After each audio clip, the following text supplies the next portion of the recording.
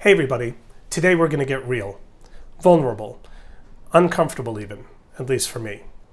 I'm going to share with you something that I really want to create in my life, and I'm going to invite you to come on my journey with me. You'll get to see firsthand what I'm up to and follow along through the ups and downs as I pursue a goal that until now has been extremely elusive for me. I'm talking about that old monster, weight loss. I hate acknowledging that I'm overweight. In fact, I will do anything to pretend that it's not an issue or to ignore it or make it look like that's not really the case. But it's literally and figuratively something that weighs on my mind every moment of every day. I've tried numerous diets, plans, workout routines, some of which have worked for a while and some of which haven't. Basically, I know what I need to do. Regular exercise, healthy eating, and eating less. But I know that what I need is a sustainable, non-negotiable lifestyle change and the complete transformation of my relationship to food and fitness. This past week, I finally had enough of my own bullshit and committed to creating a coaching project for my own health and fitness. As much as I don't want to do it, and boy have I been resisting this, I'm giving you a front seat to my process and my progress. I know deep in my heart that having you along on this journey will be the thing that will call me forward and have me actually show up for myself. You will be my accountability partners. If you're on board, subscribe to my channel and hit the like button below. I appreciate the support and any encouragement that you can give me. Okay, I'm ready if you are. Let's get to it.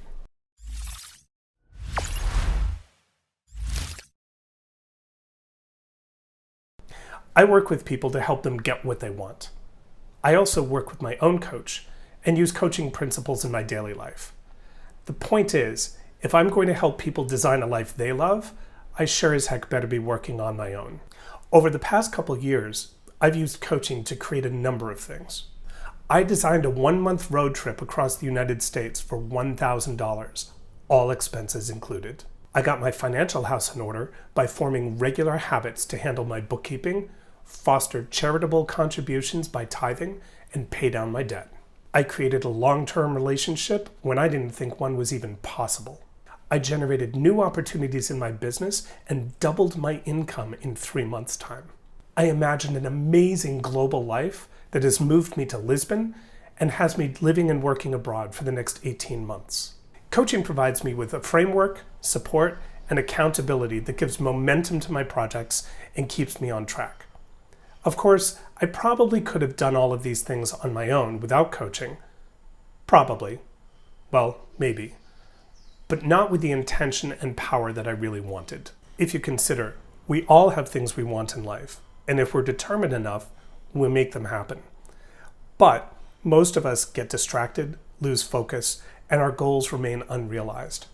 Trust me, I know. I've been there. I've created some amazing things in my life.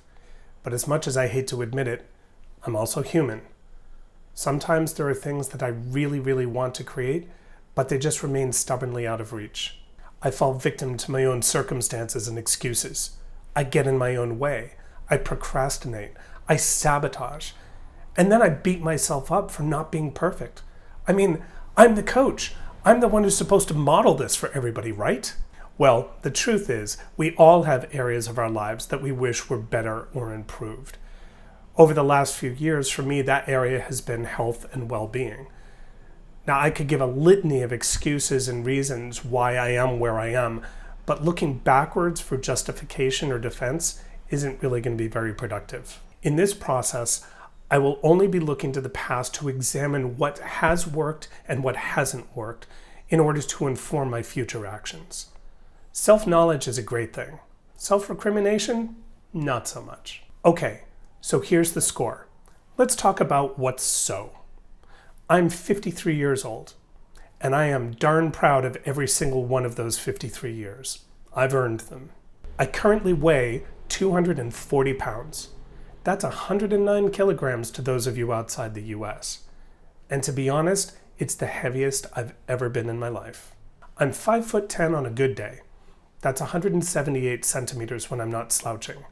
I do work at a desk at a computer a lot, however, so I know that has an impact on my posture. My BMI, or body mass index, is 34.4.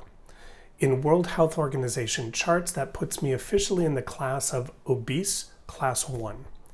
Now, as a side note, I really don't like using BMI. I don't think it's a great way of measuring health and fitness. I much prefer to take a look at body fat percentage.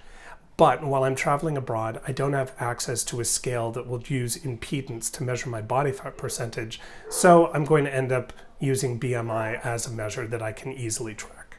My average resting heart rate, as tracked over the last 12 months by my Fitbit tracker, is 81 beats per minute. My heart tends to run relatively high compared to other people, but I would love to lower that by at least 5 points over the course of this project. Let's talk diet.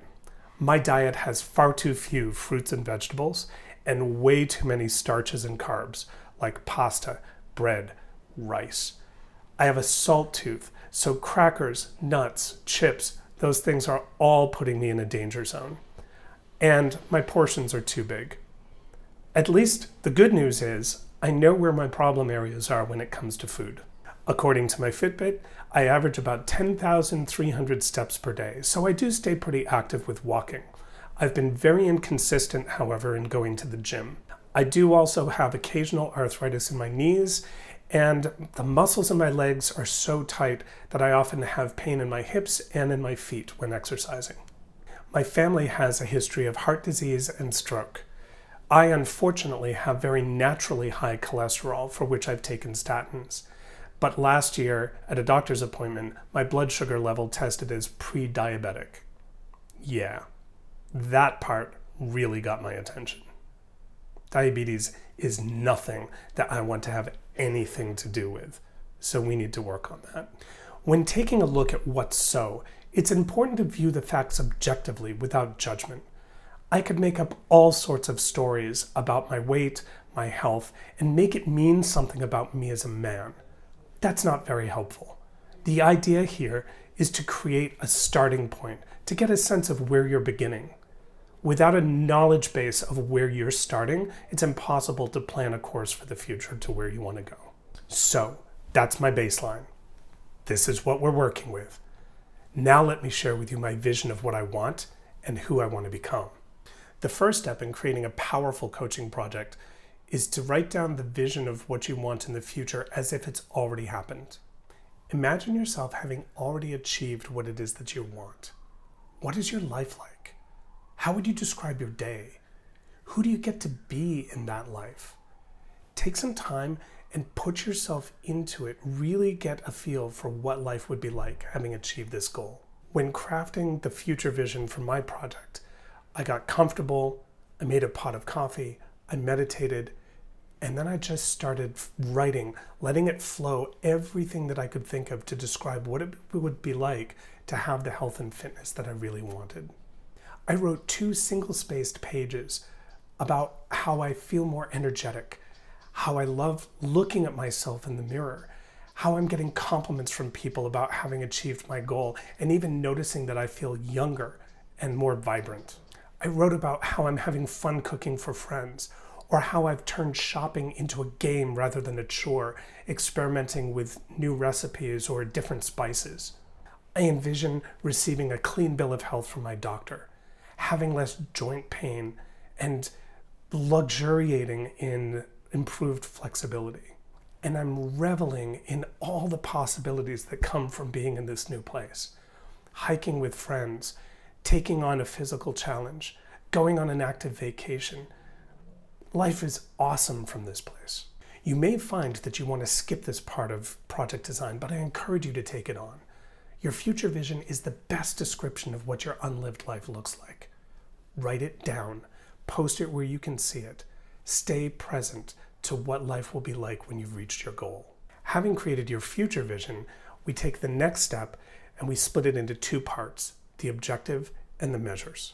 The objective is a statement that answers the simple question, what is the experience that you want to create in your life through this project? The objective is a statement that answers the question, what is the experience that you're looking to create in your life? Similar to your future vision, your objective is a declaration of what your life will look like when you've achieved your goal. My objective for this project is to create a life of health, vitality, and vigor, a body that's fit, flexible, and healthy, and a positive relationship to food, cooking, and eating by July 30th, 2020. Notice two things about my objective. First, it doesn't have any metrics tied to it, like how much I weigh or how many steps I'm walking. It's focused solely on the life and experience that I want to generate of having a healthy and fit body and a positive relationship to food. That's the person I want to be. That's the man I will become. Second, note that I put an actual date in the objective, a by when. In effect, I've drawn a line in the sand saying that I will achieve my goal by a particular date. Without a really solid by when, goals get slippery. You can hear the difference when I say, by sometime this fall, I will achieve my objective. It has no power. It lacks clarity and conviction. Bottom line, always put a date in your objective. It tells the universe that you've got plans and you're serious. Now that you've got your future vision and your objectives hammered out, it's time to put some metrics to it all. In short, when we get to the declared date of your objective, how will we know that you've achieved your goal? This is where you get to decide how your goal shows up. Depending on your project, it could be a specific salary, a promotion, an engagement ring, or a number on a scale. The important thing is to make it meaningful and consider using SMART goals to evaluate its appropriateness. For those of you who don't know, SMART is an acronym for measuring the effectiveness of goals, and it stands for specific, measurable, achievable, relevant, and time-bound. I've decided for my project that my measures are going to be the following. First, I will weigh less than 200 pounds. Second, I will have 50 healthy, delicious, and easy to make recipes in my cooking repertoire to call upon to generate my meals. Third, my flexibility, posture, and range of motion will improve dramatically. And as a way of making it a specific measurement, I will be able to place my palms flat on the floor when touching my toes. Fourth, my muscles and joints will be pain-free and I'll be full of energy. Fifth, my well-being will be handled physically, spiritually, emotionally, and mentally. Sixth, exercise will be an integral part of every day. Seventh, I feel younger than my 53 years and I receive compliments that I don't look my age.